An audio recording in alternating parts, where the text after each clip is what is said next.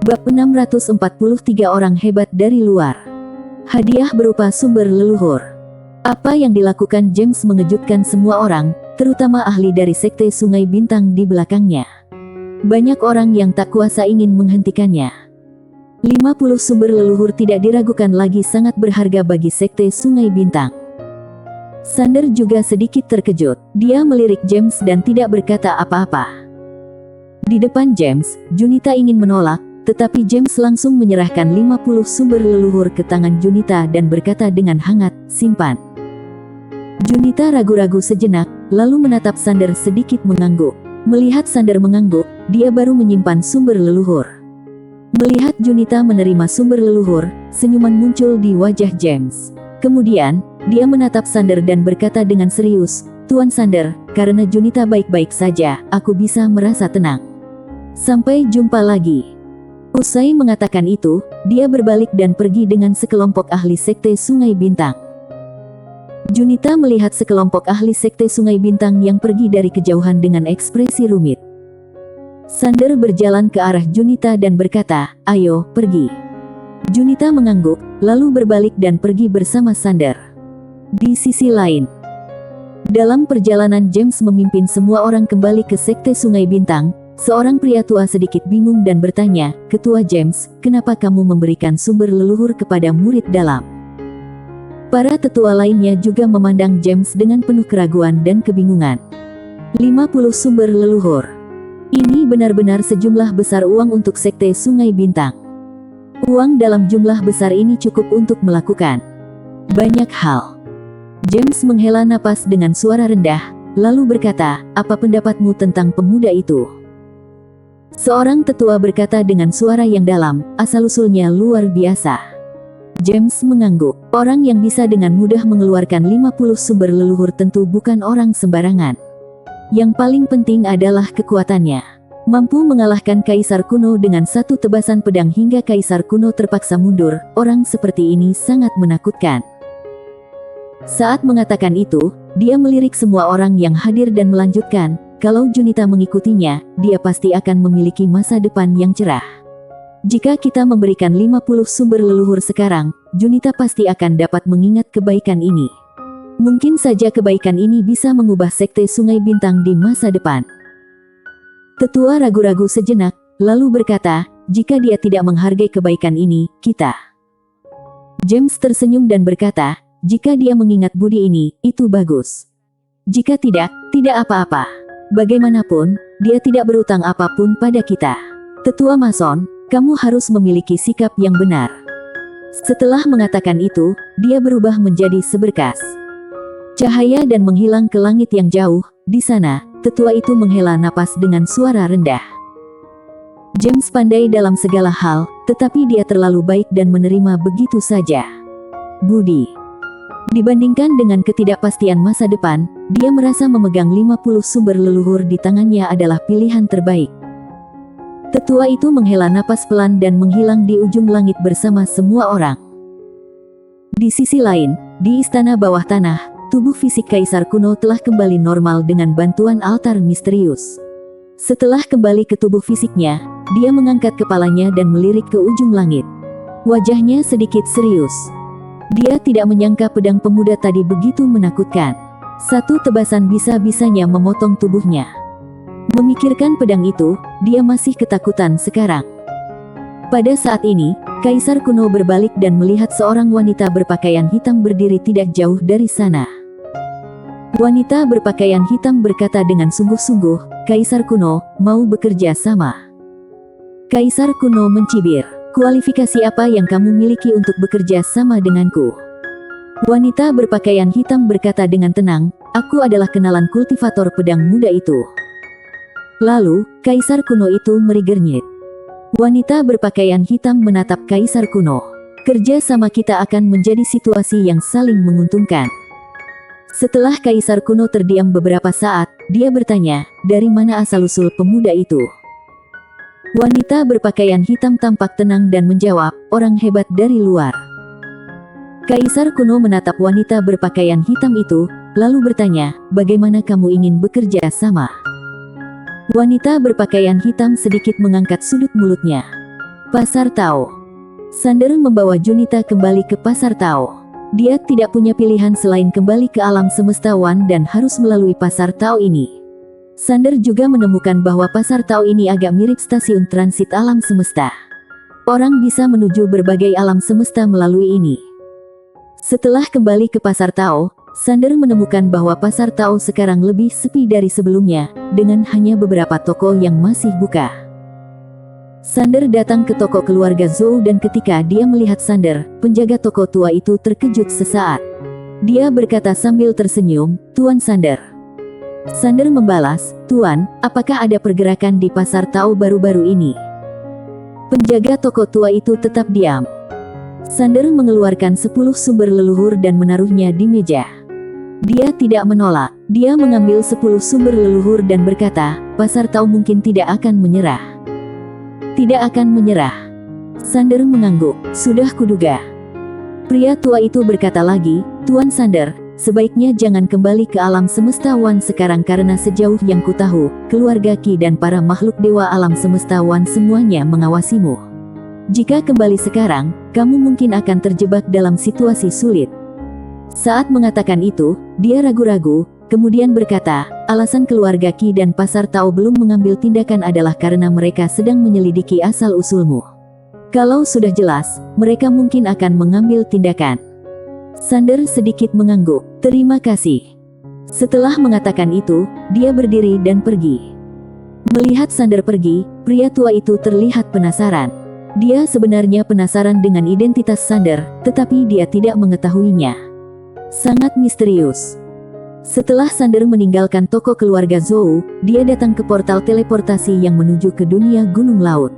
Setelah menyerahkan sumber leluhur, dia memasuki susunan portal teleportasi yang mengarah ke dunia gunung laut lagi. Dia mau menemukan monster perang itu. Sander perlahan menutup matanya. "Maya, bisakah kamu merasakan kehadiran monster perang itu?" Setelah Maya terdiam beberapa saat, dia berkata, "Ke kanan." Sander mengangguk, lalu berubah menjadi cahaya pedang dan naik ke langit. Sander berdiri dengan pedangnya. Sekelilingnya, ada monster-monster yang tak terhitung jumlahnya. Aura monster yang menakutkan bergegas menuju Sander. Sander mengangkat tangannya dan mengayunkan pedangnya. Puh!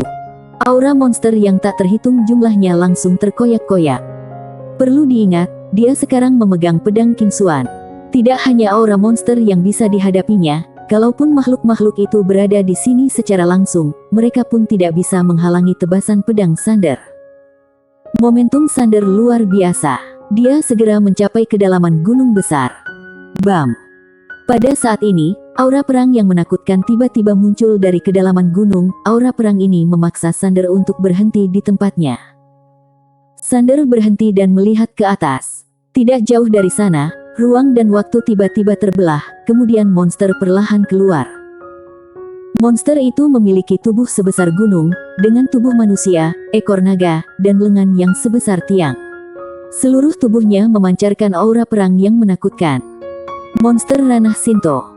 Monster perang itu menatap Sander dengan tatapan acuh tak acuh. Sander melihat sisik monster itu persis sama dengan yang dijual Gasper kepadanya. Jelas sekali, monster di depannya adalah monster perang. Sander mengepalkan tinjunya sedikit. "Monster perang yang terhormat, aku tidak punya niat buruk untuk datang ke sini. Aku hanya ingin membuat kesepakatan denganmu." Monster perang itu menatap Sander dengan cermat. "Kesepakatan?" Sander mengangguk. "Benar sekali." Monster perang itu melirik pedang King Xuan di tangan Sander, lalu bertanya, "Kesepakatan macam apa?" Sander menjawab, "Aku ingin membeli beberapa sisikmu." Dia memutuskan untuk langsung ke pokok permasalahan. Tentu saja, dia hanya bisa langsung ke pokok permasalahan, bukan? Kekuatan monster perang ini sangat menakutkan dan tidak mungkin untuk merampok darinya. Itu sebabnya, dia memilih untuk langsung ke pokok permasalahan dan membiarkan monster itu memutuskan. Monster perang itu menatap Sander tanpa berkata apa-apa. Tekanan tak terlihat tiba-tiba menekan ke arah Sander. Sander tampak tenang. Dia menunggu monster perang itu menjawab. Setelah sekian lama, monster perang itu melirik pedang King Xuan di tangan Sander, kemudian berkata, "Bagaimana kamu ingin membelinya?" Sander membuka telapak tangannya. Sumber leluhur muncul di tangannya. Bagaimana dengan benda ini? Monster perang itu bertanya, berapa banyak yang kamu punya? Sander bertanya, bagaimana kamu ingin menjualnya? Monster perang itu menatap Sander sambil menjawab, 1 sisik, 200 sumber leluhur. 200. Sander mengernyit, tidak ada keraguan bahwa monster perang ini sedang memerasnya. Dulu. Sander melirik monster perang itu, lalu berkata, aku pamit. Setelah mengatakan itu, dia berbalik dan pergi. Meskipun memiliki banyak sumber leluhur, Sander tidak dapat menggunakannya seperti ini karena sama sekali tidak layak. Monster perang itu menatap Sander pergi dengan dingin. Niat membunuh melonjak di matanya. Rasanya ada banyak harta di tubuh Sander, terutama aura garis keturunan leluhur. Itu ada lebih dari 1. Namun, ia masih memiliki keraguan. Di tempat ini, terdapat banyak musuh bebuyutannya, jadi mengambil tindakan gegabah akan berisiko. Namun, ia tidak berniat menyerah. Lebih mudah untuk mengambil tindakan setelah Sander meninggalkan dunia gunung laut. Di sisi lain, Sander hendak meninggalkan dunia gunung laut. Saat ini, dia tiba-tiba berhenti, lalu berbalik dan melihat. Tidak jauh dari sana, ada pria paruh baya. Sander sedikit bingung. Pria paruh baya itu tersenyum dan berkata, sobat, mari kita bicara. Sander bertanya, siapa kamu? Pria paruh baya itu membuka telapak tangannya. Sebuah sisik muncul di tangannya. Dia tersenyum dan berkata, sobat, apa kamu menginginkan sisik dari monster perang ini? Sander mengangguk, ya. Pria paruh baya itu tersenyum dan berkata, mari kita bicara di tempat lain. Sander memandang pria paruh baya itu, kemudian berkata, oke. Pria paruh baya itu membalas, ikuti aku. Setelah berbicara, dia memimpin Sander menuju kedalaman pegunungan di kejauhan. Tak lama kemudian, dipandu oleh pria paruh baya, Sander tiba di depan sebuah pohon tua yang sangat besar. Pohon ini benar-benar sangat besar, menutupi langit dan matahari, seperti sebuah kota raksasa. Di sekitar pohon kuno ini, Sander merasakan banyak aura yang kuat dan tidak jelas. Sander memandang pria paruh baya di depannya. Meskipun pria paruh baya itu tampak seperti manusia, dia merasakan aura monster di dalam dirinya. Pria paruh baya itu membawa Sander ke meja pohon. Dia memandang Sander dan tersenyum. Di dunia gunung laut ini, saat ini ada 2 monster super. Satu adalah aku dan yang lainnya adalah monster perang. Kami adalah makhluk terkuat di dunia gunung laut ini. Dikatakan bahwa satu gunung tidak dapat menoleransi 2 harimau. Jadi, kami telah bertarung berkali-kali, tapi sayangnya, kami tidak dapat menentukan pemenang. Sander sedikit mengangguk, tetapi tidak berbicara. Pria paruh baya itu menambahkan, alasan utama aku tidak bisa mengalahkannya adalah karena pertahanan fisiknya. Kekuatanku tidak cukup untuk mematahkan pertahanannya. Saat dia berbicara, matanya tertuju pada pedang Kingsuan di tangan Sander.